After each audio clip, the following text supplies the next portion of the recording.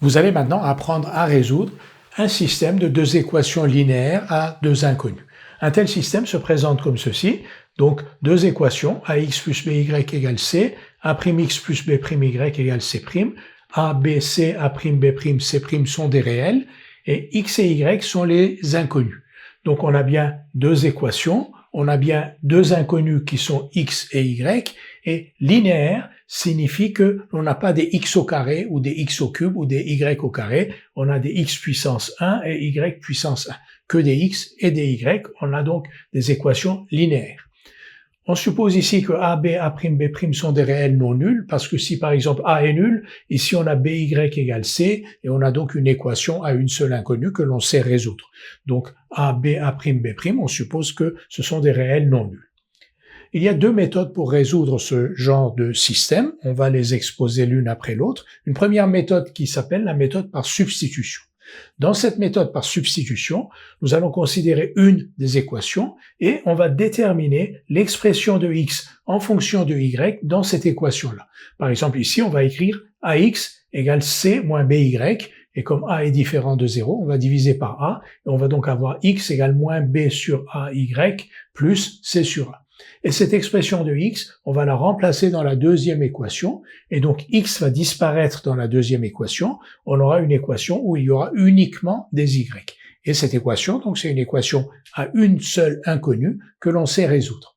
Tout de suite un exemple. Nous allons donc résoudre par la méthode de substitution le système 2x plus y égale moins 3 et 3x moins 2y égale 13. Nous cherchons donc un couple de réels x, y tel que 2x plus y soit égal à moins 3 et 3x moins 2y égale à 13.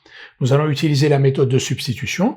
Nous allons donc, par exemple ici, déterminer y en fonction de x, l'expression de y en fonction de x dans la première équation.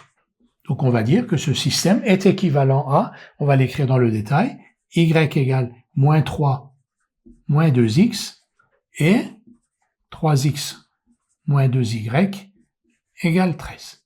Donc ici, on a exprimé y, donc une des inconnues, en fonction de l'autre inconnue dans une des équations. Maintenant, on va reporter cette valeur de y dans la deuxième équation.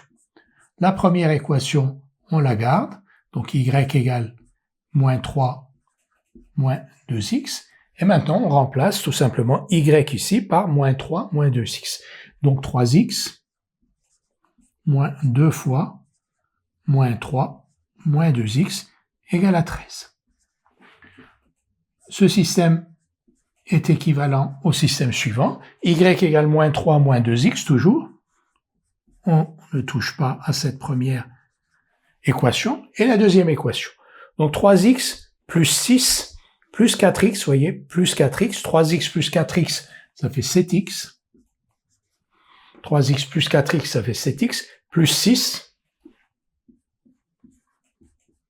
égale 13. Et là, 7x plus 6 égale 13, c'est 7x égale 7. Et ici, toujours, y égale moins 3 moins 2x. Et ce système est équivalent à x égale 1, 7x égale 7, x égale 1. Et on remplace x par 1 ici, y égale moins 5. On vérifie que x égale 1, y égale moins 5 est bien solution du système, qu'il n'y a pas d'erreur dans ce que l'on a fait. Donc on remplace x par 1, y par moins 5, donc 2 moins 5, ça fait bien moins 3, et ici, x par 1, 3, 3 plus 10, 13. Donc x égale 1, y égale moins 5 est le seul couple de solutions de ce système. Donc je rappelle le principe de la méthode, on a déterminé y en fonction de x en nous aidant de la première équation. On a remplacé ensuite dans la deuxième équation cette expression de y que l'on avait trouvée.